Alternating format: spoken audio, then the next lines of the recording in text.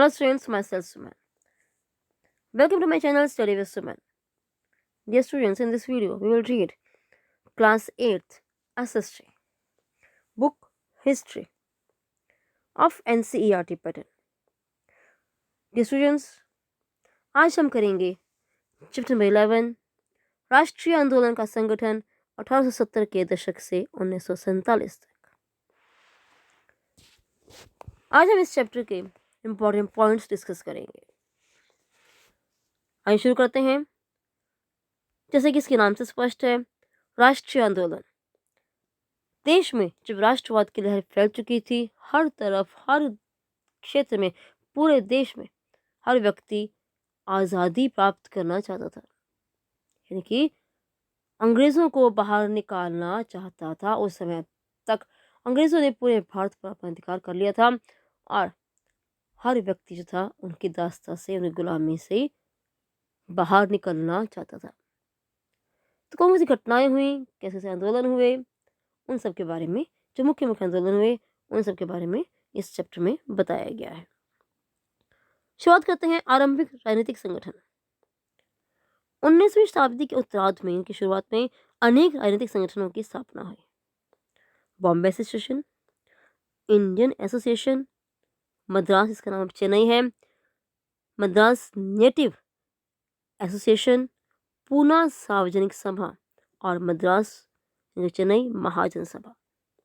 अलग अलग व्यवसायों वाले, अलग अलग वर्गों से, अलग अलग प्रकार के जो लोग थे, सभी इकट्ठे होकर उन्होंने क्या किया, संगठन बनाए। किसका, सबका मेन उद्देश्य क्या था? सिर्फ अंग्रेजों को भारत से बाहर निकालना और आज़ादी प्राप्त करना। उसके बाद आया 1885 से लेकर 1905 तक उदारवादी चरण। 1885 में भारतीय राष्ट्रीय कांग्रेस की स्थापना हुई। आरंभिक वर्षों में कांग्रेस ने उदार नीतियां अपनाई।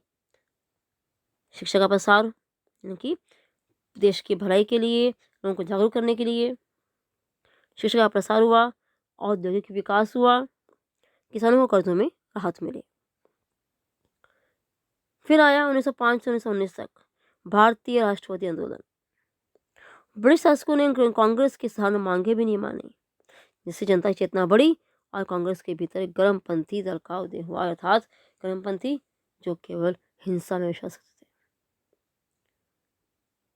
उसके बाद है गर्म पंथ का उदय।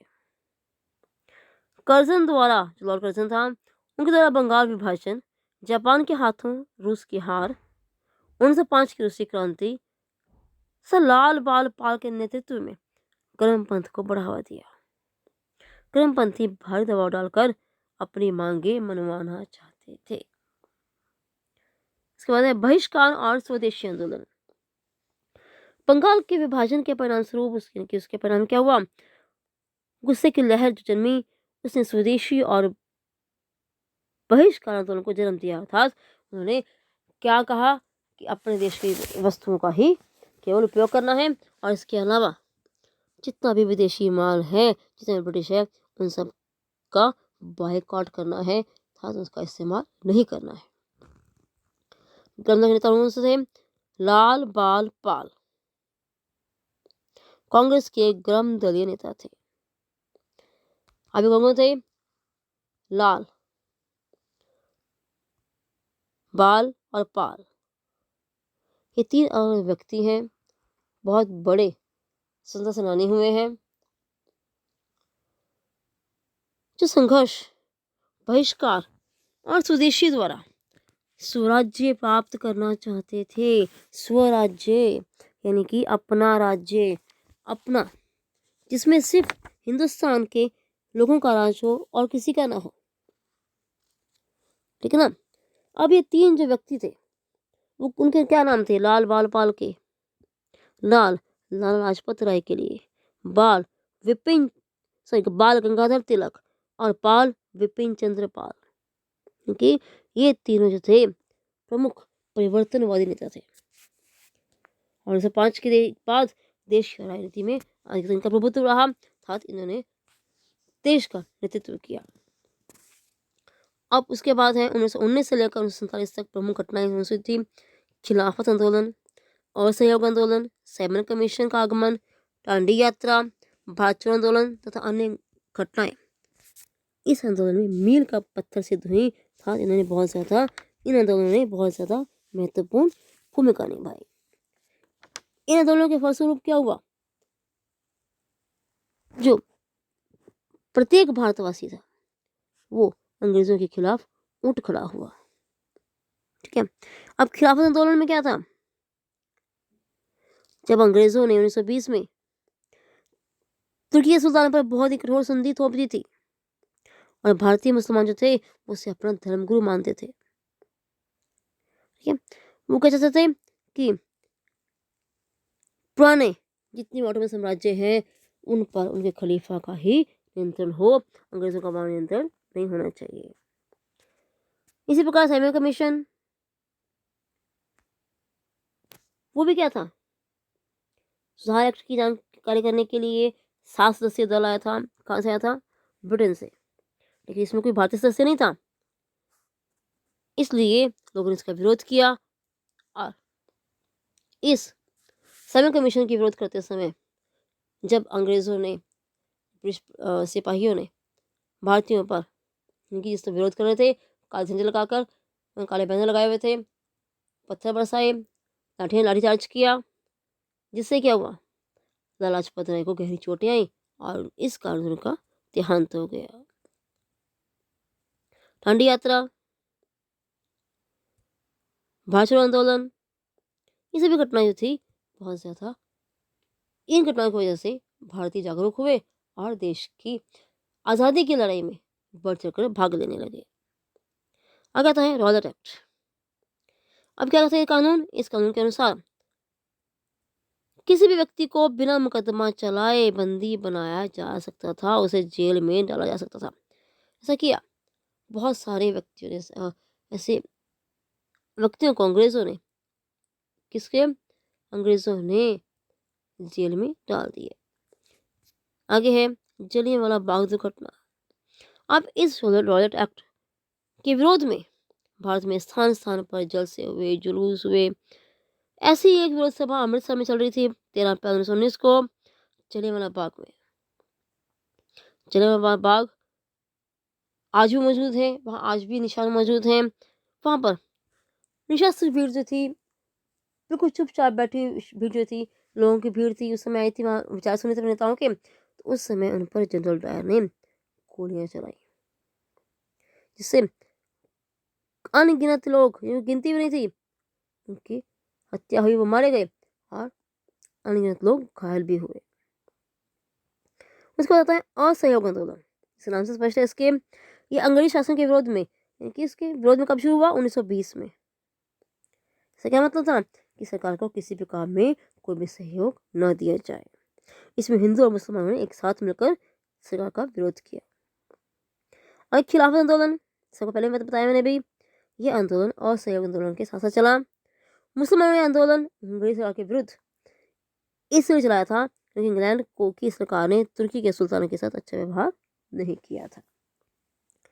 आगे नौजवान सभा की स्थापना 1925-26 में सरदार भगत सिंह ने की थी। नौजवान सभा के मुख्य उद्देश्य थे नवयुवकों में बलिदान की भावना पैदा करना और देशभक्ति और क्रांतिकारी विचारों का प्रचार करना। साइमन कमीशन, यह कमीशन 1928 में भारत भेजा गया था ताकि इस बात का पता लगाया जा सके कि 1919 के बाद कानून के बाद भारतीयों को और क्या राजनीतिक सुविधाएं प्रदान की जा सकती हैं। पूर्ण स्वराज्य, 1929 के लाहौर अधिवेशन में कांग्रेस ने पूर्ण स्वराज्य का प्रस्ताव पास किया। नेक्स्ट है सविनय अवज्ञा आंदोलन। यह आंदोलन 1930 में गांधी जी ने दांडी मार्च के साथ शुरू किया। इसका मुख्य चरण जो था, प्रथम चरण जो था, 1931 में समाप्त हो गया था।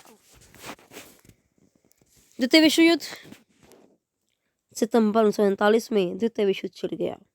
ब्रिटिश सरकार ने भारत को भी युद्ध में धकेल दिया और इस युद्ध के विरोध में, इस बात के विरोध में कांग्रेस मंत्रिमंडल के मंत्री जो मंत्री बने हुए थे ब्रिटिश सरकार में, उन्होंने त्यागपत्र दे दिया, रिजाइन दे दिया। क्रिप्स मिशन का आगमन। दूसरे महायुद्ध में अंग्रेजों की दशा शोचनीय होती चली जा रही थी। अब कब हुआ था ये महायुद्ध, विश्व युद्ध कब हुआ था, 1939 से लेकर 1945 तक। प्रथम कब हुआ था? पहला विश्व युद्ध 1914 से लेकर 1918 तक। अब इस समय द्वितीय विश्व युद्ध के समय अंग्रेजों की दशा थी बहुत ज़्यादा बुरी हो गई थी, हर तरफ से उन्हें हार मिल रही थी। जापान बर्मा तक बढ़ आया था। जो जापान की सेनाएं थी, जिसे हम आधुनिक म्यांमार भी कहते हैं, वहां तक वो आ चुका था। किस लिए? अंग्रेजों के खिलाफ। लेकिन भारतीयों का सहयोग प्राप्त करने के लिए 1942 ईस्वी में सर स्टैफोर्ड क्रिप्स को भारत भेजा गया। किसने भेजा? ब्रिटिश सरकार ने भेजा। उन्होंने भारतीय नेताओं की बातचीत की और भारत को डोमिनियन स्टेटस देने का प्रस्ताव रखा, परंतु कांग्रेस और मुस्लिम लीग दोनों ने प्रस्ताव स्वीकार नहीं किया। भारत छोड़ो आंदोलन। भारत पर जापान के आक्रमण के भय जो डर था दिन प्रतिदिन बढ़ता जा रहा था। अतः महात्मा गांधी ने अंग्रेजों को भारत छोड़ने का सुझाव दिया और कहा कि हम जापान से अपनी रक्षा स्वयं कर लेंगे और आप भारत छोड़ दो। 9 अगस्त 1942 ईस्वी को उन्होंने भारत छोड़ो आंदोलन शुरू कर दिया। आंदोलन बड़ी वेग से चला, बहुत तेजी से चला। ये गांधी जी और दूसरे नेताओं को ब्रिटिश सरकार ने जेल में डाल दिया। आगे आजाद हिंद सेना। उस समय द्वितीय विश्व युद्ध के समय नेताजी सुभाष चंद्र बोस के नेतृत्व में आजाद हिंद सेना का पुनर्गठन हुआ। इस सेना ने ब्रिटिश भारत पर आक्रमण किया और इम्फाल के प्रदेश पर अधिकार कर लिया। परंतु इसी बीच द्वितीय महायुद्ध में जापान की हार हुई और आजाद हिंद सेना की शक्ति कम हो गई। क्यों? क्योंकि इनकी जो हेल्प थी वो जापान से ही मिल रही थी। आगे है देश का विभाजन, देश का बंटवारा। लॉर्ड माउंटबेटन के प्रयासों से, उनके कोशिशों से, प्रयत्नों से जुलाई 1947 में भारत स्वतंत्रता कानून पास कर दिया गया। इसके अनुसार 15 अगस्त 1947 ईस्वी को देश को भारत और पाकिस्तान नामक 2 स्वतंत्र राज्यों में बांट दिया गया। इस प्रकार भारत अंग्रेजों की दास्ता से मुक्त हो गया, आजाद हो गया और भारत को आज़ादी मिली। किससे? ब्रिटिश शासन से। लेकिन सबसे दुख की बात यह थी कि भारत के 2 हिस्से कर दिए गए। एक हिस्से को पाकिस्तान का नाम दे दिया गया और दूसरे को हिंदुस्तान यानी कि भारत। तो ये थे बेटा main points of this chapter. उम्मीद करती हूँ आप सबको टॉपिक समझ में आ गया होगा। To like, share and subscribe my YouTube channel study with Suman. Thank you.